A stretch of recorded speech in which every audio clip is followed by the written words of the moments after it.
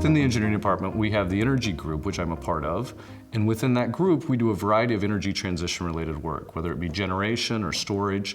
And we have interest in both new energy vectors such as hydrogen and storage vectors, including not just storing energy, but storing the carbon itself. So my own work in particular is interested in taking the carbon out of natural gas and making it more valuable than the CO2. So about half of the energy in natural gas is associated with the CO2 emissions, and we would like to make the carbon associated with it greater than that value so it can displace goods like steel, aluminum, copper for greater use.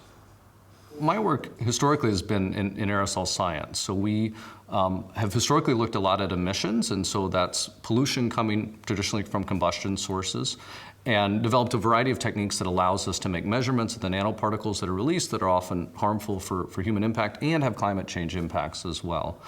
That has transitioned in the last decade to looking at purposeful synthesis of materials via these aerosol processes. So using gas phase reactors, high temperatures, to strip the carbon out of things like natural gas and ultimately make useful solid forms of carbon that also liberate the hydrogen in parallel. And so those carbons take the form of nanotube materials, carbon nanotube materials that can form into sheets or fibers that then can be used in ideally broad construction projects and displaced materials like steel, aluminum, and copper.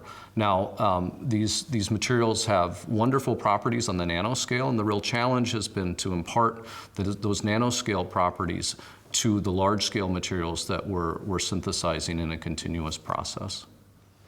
So our primary research challenge over the last decade or so has been to take these reactors that we've known about for some time and the ability to remove the carbon out of hydrocarbon sources and densify those reactors so that they're economically viable. So to do that, we need to understand the kinetics of the process itself within the reactors, and that's where our real interest has been. So it's including things like densifying the number of catalysts in the reactor that ultimately can serve that stripping mechanism of the carbon out of the natural gas and liberate the hydrogen. And the real challenge has been to make these reactors that are dense enough and produce enough material such that their capital costs come down and are viable. And so we're just on the verge of that.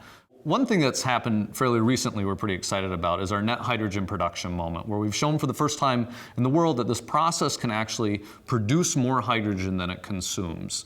And so historically we've ran the hydrogen through in a once-through process, and now for the first time we're recycling it, allowing us to ultimately produce hydrogen out of the process, stripping the hydrogen off of the methane, sequestering the carbon, and using that hydrogen for a variety of purposes downstream from it. There's new plants being built based on these designs in the next few years with government support up near St. Helens and then also one in the US that are seeking to scale these materials to unprecedented levels. And the real goal of this, again, is to make materials that displace high CO2 intensity materials that are responsible for nearly a fourth of the world's CO2 emissions. And if we could displace those with carbon, something that's actually sequestering CO2, that serves as a double benefit. Now, there's of course some challenges with that. We have to gain acceptance in multiple sectors. And so our real goal now is to focus on high-value sectors such as automotive and aerospace that can displace the materials that are going in there. And still, there's a lot of room to be had for gains in the fundamental material properties, largely that are imparted by the synthesis process itself. So my group is particularly interested in the synthesis process. We collaborate with others throughout the university in material science and elsewhere that are interested in the material properties. And all of that has led to, again, a greater understanding for the world in these types of materials and is now really starting to make its way into industry. So the real advancements over the last 10 years that has been sought not just by my group but many others has an ability to better control those building blocks, the individual carbon nanotubes, such that we can impart these macroscopic properties from the tremendous nanoscale properties that the individual carbon nanotubes have. And the way we're doing that is we're seeking methods to better align the nanotubes and densify them such that they have better interaction from nanotube to nanotube and thus can impart better thermal conductivity, which are already among the world-leading properties of this material. Electrical conductivity isn't quite yet at copper, but has the potential to meet or exceed it. And then strength properties that are now on par with the best materials human makes. So a military grade of carbon fiber is human strongest material. And we, the carbon nanotube community, have just matched that and still are doubling every 3 years in strength. And so the trend is that these will be among humans' best materials. And now the next phase is to really get them out into the wider world and start their use phase in a variety of different sectors. Our application is really to use carbon, and that could be from natural gas or bio-derived sources, which would be a net sequestering of carbon from the environment, and use that to replace the other large material streams in the world that net emit large fractions of our CO2.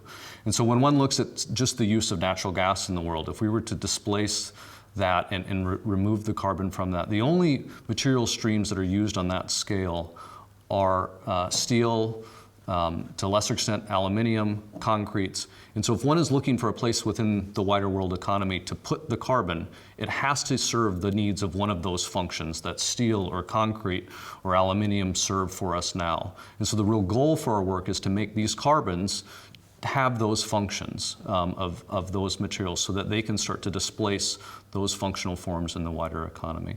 So that's been the real goal of our research. We're now starting to see impact of that in the world, where there's plants being built based on our designs and based on the IP coming out of Cambridge that can ultimately produce these materials at the ton scale. And now those will really flow into the battery industry.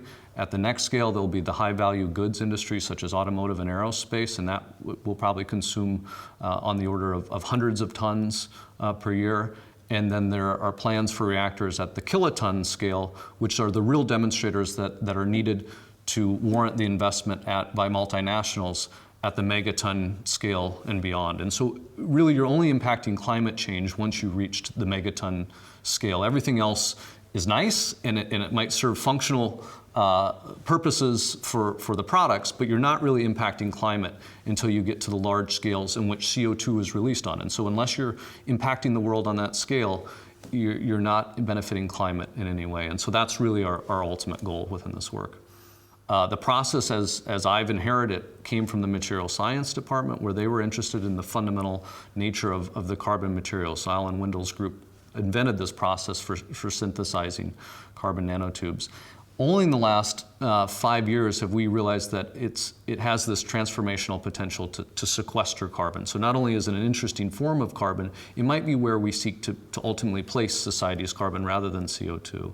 This has really brought a wide number of us across the university together through a variety of different projects, EPSRC funded and industrial funded projects of enhancing both the processes of making these materials, which is my interest, and the material properties, which of course are material scientists' interest, and the wider industry, which is interested in finding better uses for carbon. And many acknowledge that CO2 is probably the least intelligent thing one could do with carbon, and can we transition to ways of using carbon more effectively? And so we have a number of industrial partners that are interested in taking these materials on, automotive and aerospace, as well as production material companies that are interested in synthesizing, and then people that even supply the raw materials into these processes.